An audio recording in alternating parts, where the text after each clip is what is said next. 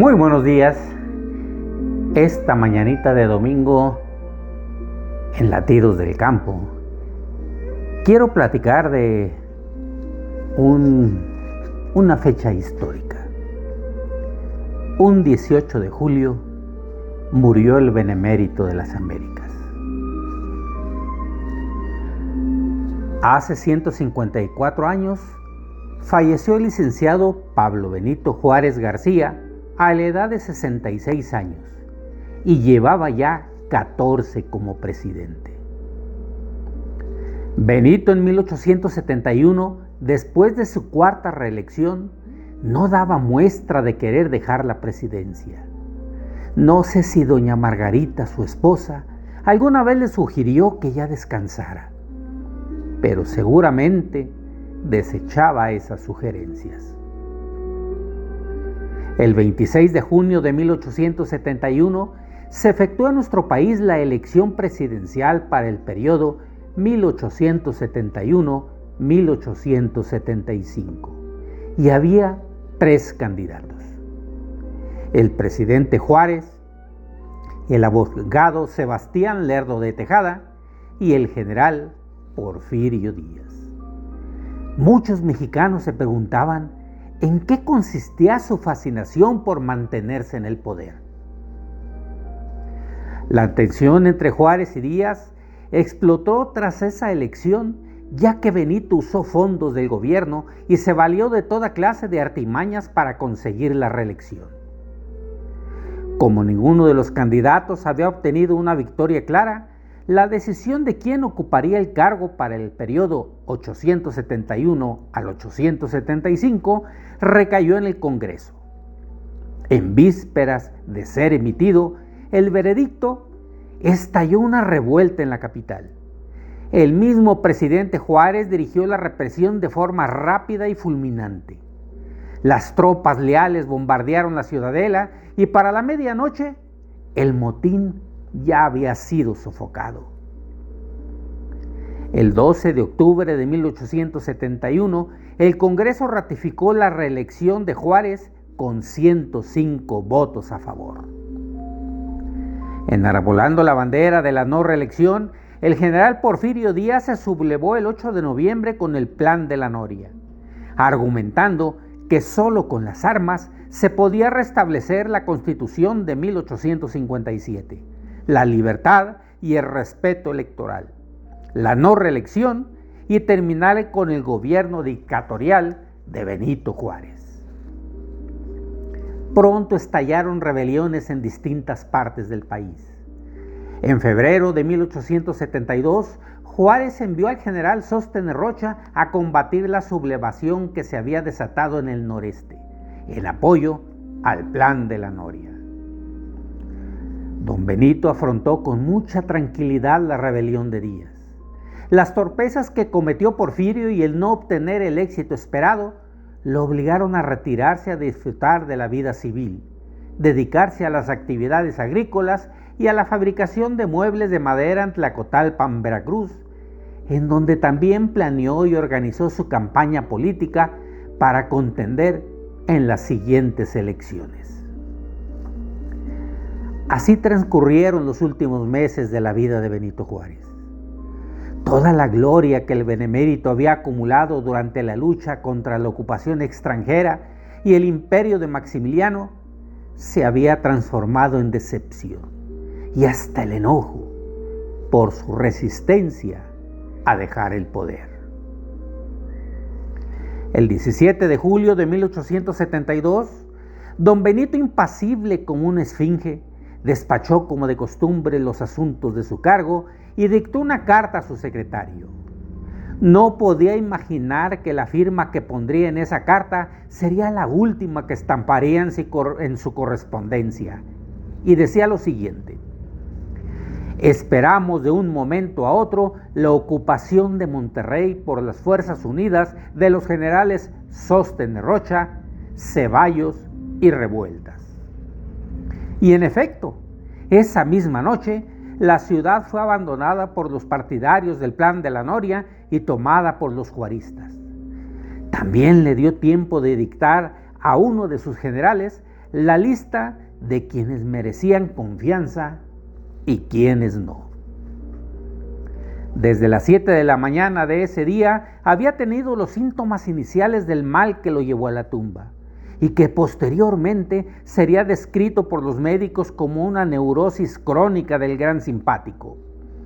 Para algunos historiadores, Benito fue envenenado por una hierba llamada la veintiunilla, dada en una fiesta por la Carambada, mujer enemiga de Juárez, aunque para la mayoría de ellos murió de angina pectoris.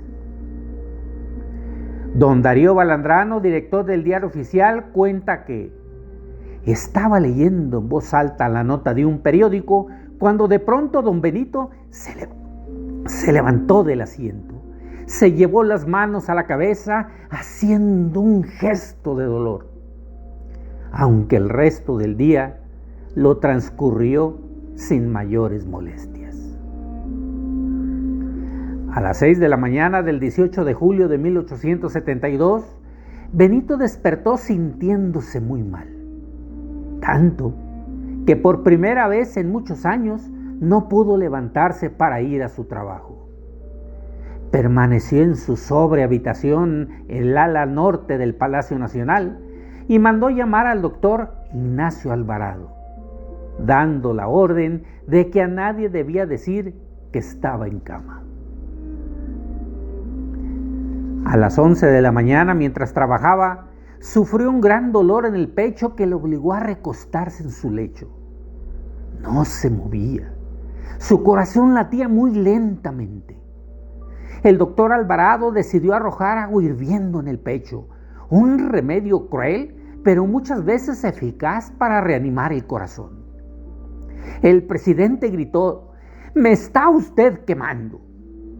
El doctor le contestó que era el tratamiento que necesitaba y hubo tranquilidad por algunas horas, tiempo durante el cual Juárez recibió en su habitación al ministro de Relaciones José María Lafragua y después al general Ignacio Alatorre. A las 7 de la tarde los malestares se hicieron más intensos. El doctor Alvarado dijo a la familia: «El señor presidente está muy grave y solo le quedan unas horas de vida». Por disposición del doctor, a las 8 de la noche fueron llamados los doctores Rafael Lucio y Gavino Barrera. Uno de ellos sugirió repetir el tratamiento de derramar agua hirviendo sobre el pecho. Se procedió a realizar nuevamente la tremenda cura, que causó un intensísimo dolor a don Benito.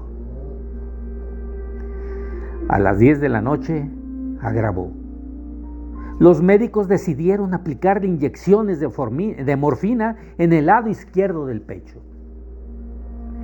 A las 11:25 de la noche de aquel 18 de julio de 1872, Benito se recostó sobre su lado izquierdo.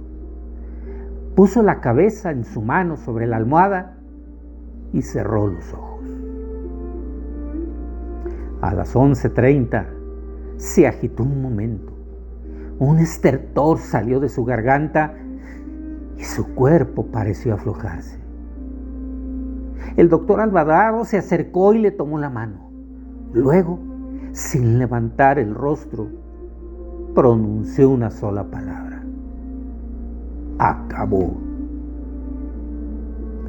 Esa misma noche se acordó llevar el cadáver del presidente al gran salón del Palacio Nacional, en cumplimiento a una vieja ley que no se había aplicado una sola vez, ya que no existía un precedente de fallecimiento del presidente en funciones. Antes de hacerlo, los doctores Alvarado, Barrera y Lucio procedieron a embalsamar el cadáver. Al amanecer del día siguiente, el estruendo de un cañón anunció a los habitantes de la Ciudad de México que se había pagado la vida del presidente don Benito Juárez. En el tumulto mortuorio no se colocaron símbolos religiosos, sino los de la orden de la masonería. Durante 5 días una multitud desfiló por el gran salón para ver el cuerpo de aquel hombre tan admirado por unos y aborrecido por otros. Por mandato de ley, tomó posesión del poder el licenciado Sebastián Lerdo de Tejada, entonces presidente de la Suprema Corte de Justicia, cuyo primer acto de gobierno consistió en decretar luto nacional por la muerte del prócer. El 23 de julio, don Benito Juárez fue conducido al Templo Panteón San Fernando por una sección militar encabezada por los soldados del primer batallón de infantería, antes llamado Batallón Supremos Poderes, quienes durante la segunda intervención francesa habían acompañado al presidente Juárez en su largo y accidentado peregrinar desde la capital hasta la frontera norte, salvándole la vida en más de una ocasión. Además del solemne aparato militar, el cortejo fue acompañado por una gran multitud. El entierro terminó a las 2 de la tarde de ese día, con el sonoro estruendo del último de los cañonazos, que desde el día 19 se habían estado disparando cada 15 minutos, para anunciar a la República que había dejado de existir el licenciado Pablo Benito Juárez García, presidente de México. Muchas gracias.